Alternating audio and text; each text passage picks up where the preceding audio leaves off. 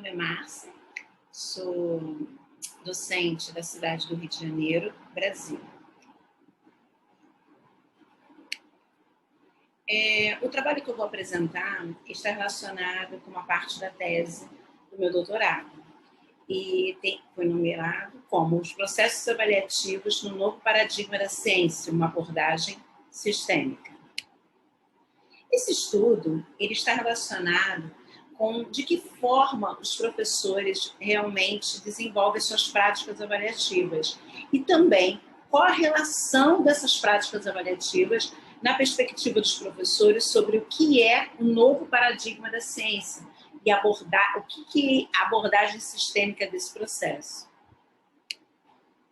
Tem como objetivo analisar até que ponto, em que medida, os docentes possuem conhecimento sobre a visão sistêmica, o novo paradigma da ciência, sobre educação escolar, alunos e práticas avaliativas nas escolas da cidade do Rio de Janeiro. E como tal conhecimento influencia as ações dos professores nos processos avaliativos.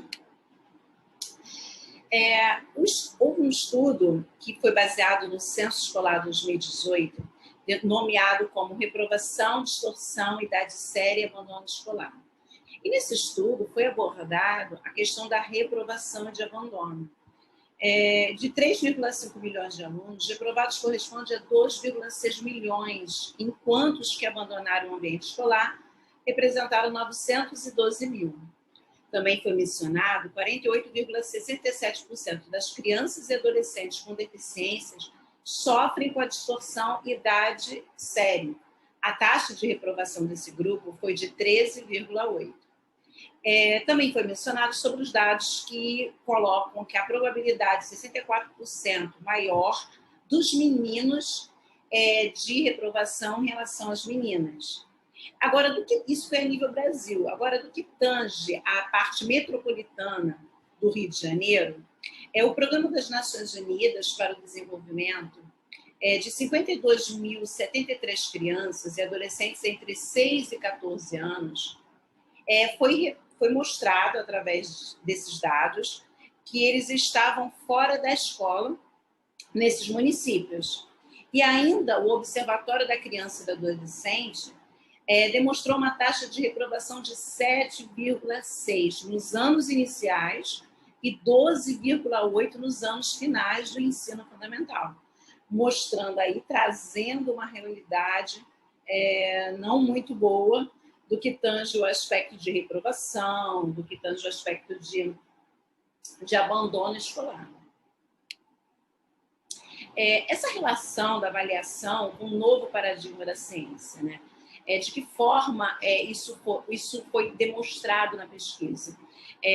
Foi baseado nas dimensões, principalmente, de Vasconcelos, e ela vai trazendo dentro da sua obra as dimensões da complexidade, da intersubjetividade e da instabilidade, que é a complexidade como um processo de contextualização, a intersubjetividade com a impossibilidade do conhecimento objetivo de mundo, que é a transdisciplinaridade, a construção da realidade, e a instabilidade, essa ciência de que há uma transformação e esse processo de auto-organização, a tal imprevisibilidade.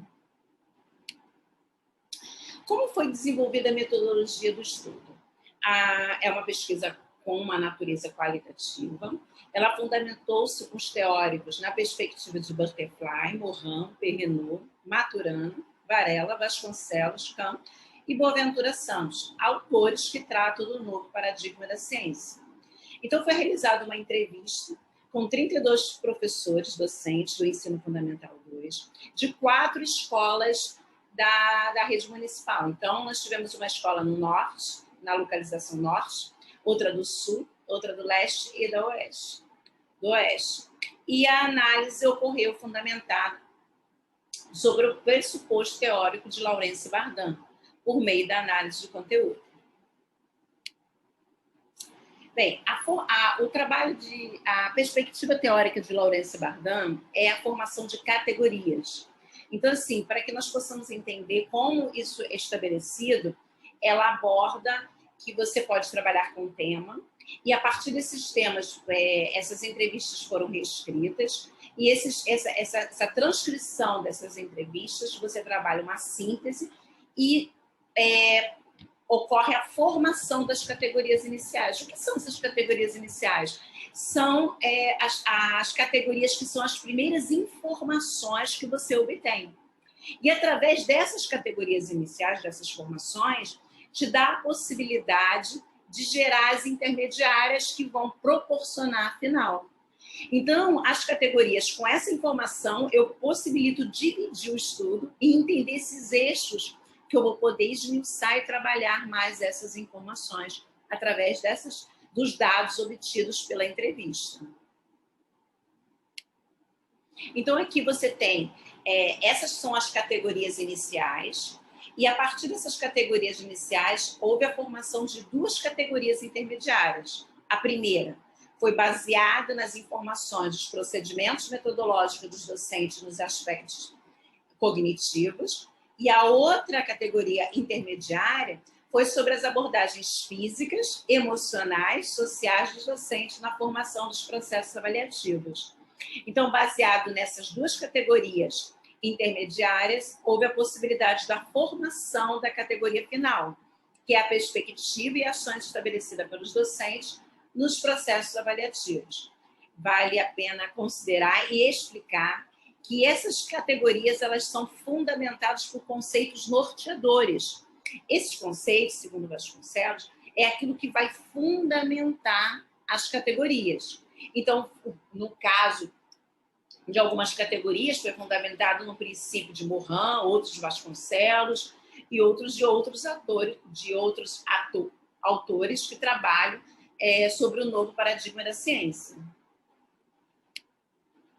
Bem, a primeira categoria intermediária, que eu já mencionei, que foram os procedimentos metodológicos dos docentes nos aspectos cognitivos, dessa formação, a gente vai observar agora algumas respostas dos professores. Então, observe, de que forma você seleciona o conteúdo para avaliar os discentes no período bimestral?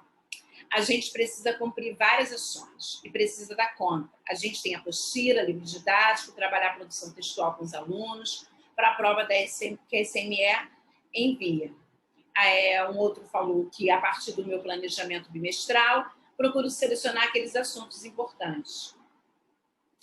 Ao avaliar o seu aluno, você utiliza algum método específico do processo avaliativo que já existe, ou pressupõe a possibilidade da imprevisibilidade ou instabilidade de cada avaliação? Explique.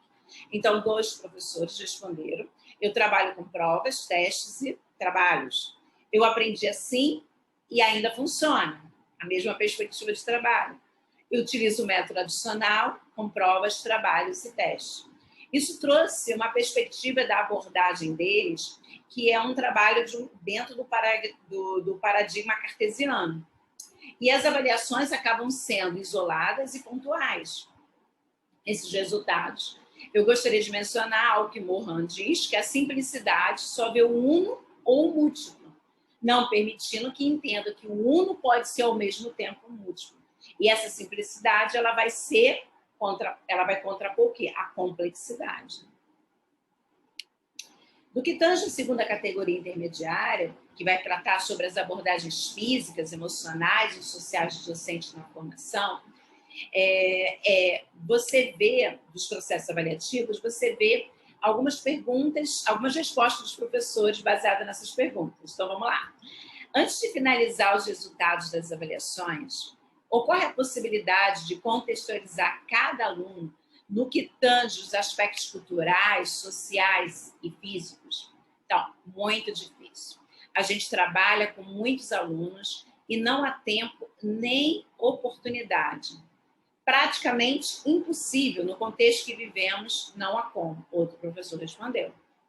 Você acredita que as condições físicas ou emocionais vividas no período do ensino influenciam na aprendizagem dos discentes? Justifique. Com certeza. Eu acho que isso influencia a maneira como você está. Em caso seja afirmativa, no caso foi, sua resposta à pergunta anterior, você pode acrescentar se há alguma mudança nas suas avaliações devido a essa ciência? E aí foi respondido não mudaria. o que eu faço é verificar o melhor momento de aplicar uma prova. Então, mesmo dentro dessa consciência, ele só pensa na questão do processo da prova. Nessa abordagem, a gente pode avaliar que não ocorre a possibilidade de contextualizar, consciência da influência das condições apresentadas no processo de ensino-aprendizagem, mesmo assim ele não altera o processo avaliativo, não altera as avaliações, né? Morin afirma que o pensamento complexo não abandona a ordem, determinismo e a clareza, mas julga incompletos. Uma realidade possível de ser modificada, em que um novo pode aparecer e de que não pode ser evitado. Então, para nós compreendermos claramente a formação dessa categoria final, foi trabalhado a duas categorias intermediárias nesse processo. A primeira, procedimentos metodológicos dos docentes nos aspectos cognitivos, as abordagens físicas, emocionais e sociais dos docentes na formação dos processos avaliativos, gerando o quê? A perspectiva e ações estabelecida pelos docentes, que foi a final. Com isso, nós observamos que houve ausência de contextualização no processo de ensino-aprendizagem, pressuposto do paradigma cartesiano, práticas avaliativas sobrepondo aspectos quantificáveis sobre os qualitativos, desenvolve e repete métodos tradicionais, não pressupõe a possibilidade da imprevisibilidade ou instabilidade de cada avaliação, e vale mencionar o que Vasconcelos diz, que dentro dessa questão há uma distância muito grande da complexidade, da intersubjetividade e da instabilidade. Com isso, pode-se observar que não estão, né, de acordo com os pressupostos do pensamento sistêmico, está sendo seguido o paradigma tradicional, em que Vasconcelos apresenta como simplicidade, objetividade e estabilidade. Com isso, pôde-se concluir que os docentes desconhecem o novo paradigma da ciência sistêmica e as avaliações acabam sendo fragmentadas de valor somativo. Gostaria de mencionar a importância da construção de avaliações formativas em que docentes utilizem todos os recursos viáveis a fim de desenvolver uma ampla observação, intervindo quando necessário, regulando e ampliando o campo do trabalho. Buscar avaliações voltadas em contextualizar o objeto que está sendo avaliado, com tudo que ele é, sua história, habilidade e formação, trazendo uma prática pedagógica mais participativa, democrática e sistêmica. Essas são as principais referências, Bardin, Cabra, Morin, Vasconcelos, Renault, e deixo essa mensagem de Morin, que diz que a escola, em sua singularidade, contém em si a presença da sociedade como um todo. Muito obrigada.